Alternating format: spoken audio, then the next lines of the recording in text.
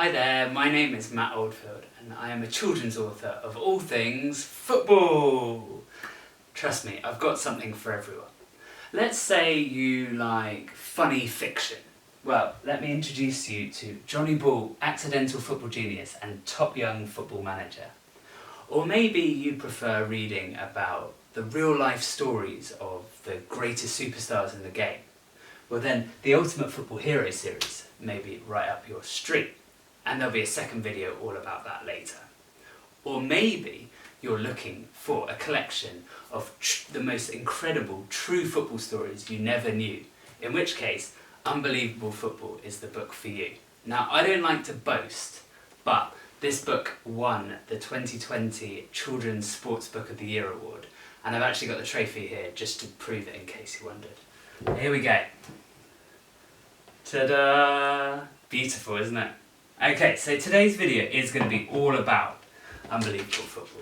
And I thought I'd start by telling you a little bit about where the book came from.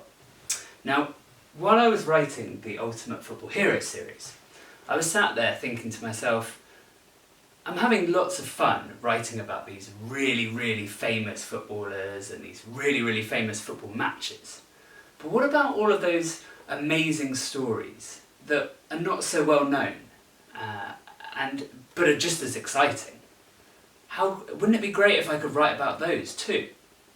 And so I spent a long time learning about lots and lots of different football stories. And then I picked out the best and the most unbelievable ones, well, the ones that I think are unbelievable, and I put them all together and told them in this book. Ta-da! So I really hope that you enjoy reading this book as much as I enjoyed writing it, because it was a whole lot of fun. This football book is a book for all football fans, whether you're new to the sport or you think you already know it all. Because even if you are that crazy kind of fan who knows Harry Kane's boot size or Roberto Firmino's favourite car, I bet you'll still find lots of incredible football stories that you didn't already know in this book. Unbelievable Football it's a collection of all kinds of stories from all over the world. So there are old ones, new ones, funny ones, sad ones, inspiring ones, and lots of strange ones. Okay, you'll find stories about football teams, football managers, football players, both male and female, and even animals. Actually, let me break it down to you a bit more. So the book is it's split up into 6 exciting sections. Let me talk you through them. So, first up, we have section 1, War and Peace.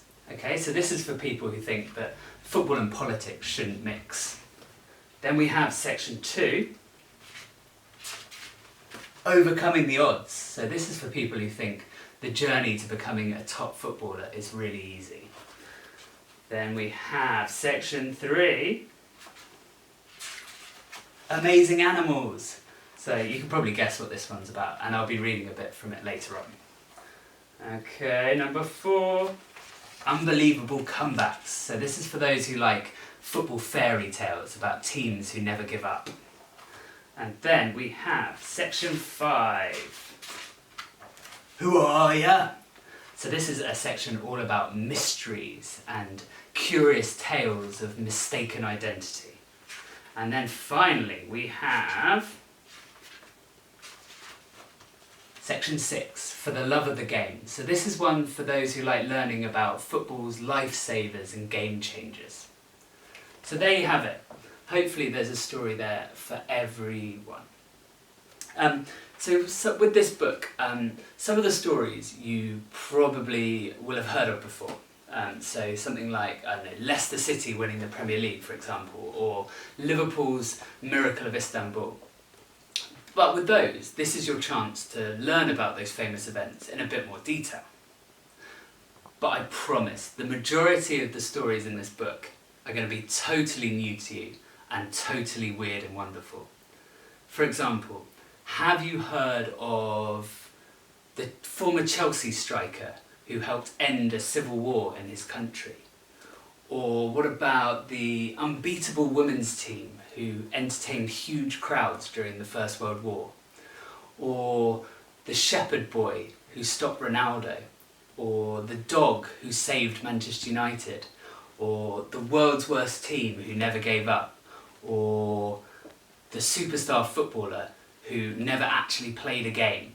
I could go on and on and on and on, but if I did that I would spoil the book.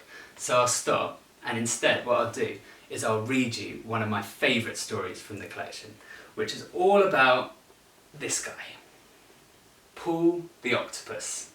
Okay, here we go. Paul the octopus. What a clever animal. People say that all the time, don't they?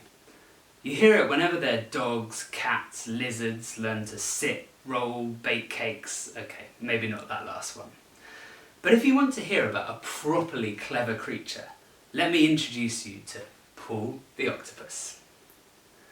Paul was born in a sea life centre in the pretty British seaside town of Weymouth in 2008. But as a hatchling, that's what they call a baby octopus by the way, he moved abroad to another sea life centre in Oberhausen, Germany. It was there that people started to notice Paul's special talents. The first sign that he was a really clever octopus was his ability to open jars and boxes as easily as a human being. That was a cool trick, but what else could Paul do, they wondered? Predict football results, perhaps? The Sea Life Centre workers came up with a game to test him during Euro 2008. Before each match that Germany national team played at the tournament, they placed 2 clear plastic boxes in front of Paul. Each box had food inside, either a mussel or an oyster, and a national flag on the front. Apparently, whichever box Paul opened first was the team that he thought would win the match. You might not be able to see it, but there's a cool illustration from Ollie Mann there. What about draws, you ask? Well, sorry, that wasn't an option. But never mind, no one likes draws anyway. Paul's record at Euro 2008 was pretty good. 4 correct predictions out of 6.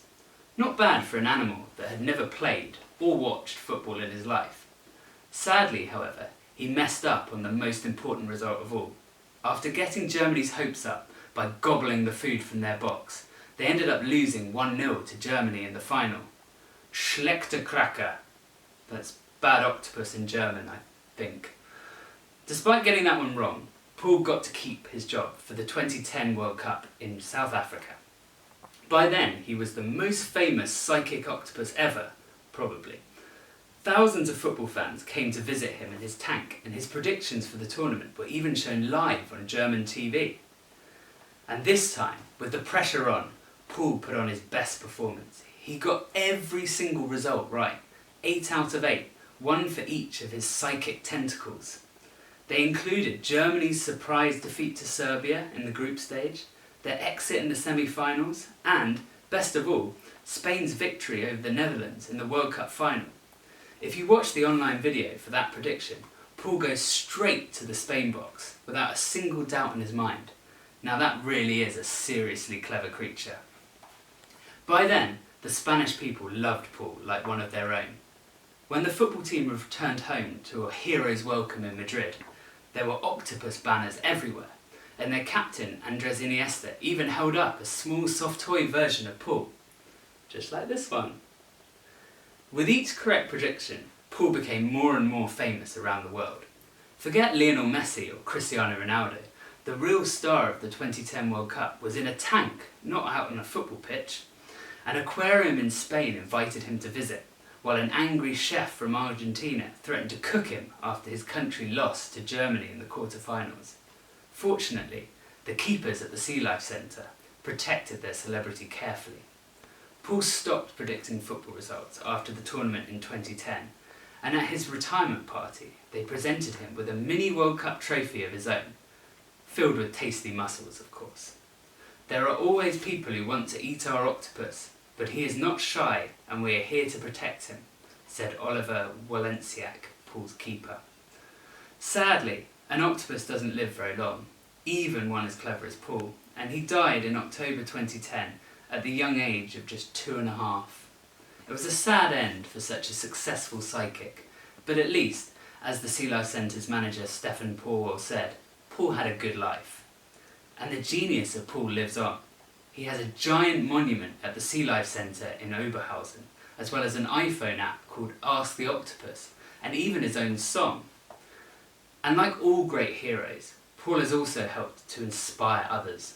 So far we've had a sea turtle predict results from Brazil, a hedgehog from Thailand, an otter from Japan, a camel from Dubai, and even another octopus, this time from Ukraine. But none of them has come close to the legend that is Paul the Octopus. So there you have it. I hope you enjoyed that story and it makes you want to go on and read all of the other ones in Unbelievable Football. There are 32 exciting stories where that one came from. And once you finish the book, please make sure that you do share it with your mates, who will be really impressed, of course, but be warned, they might not believe you at first. And then, once you've discussed all the stories, then go and grab your ball and get out onto that pitch or playground and try and create some unbelievable football moments of your own. Bye!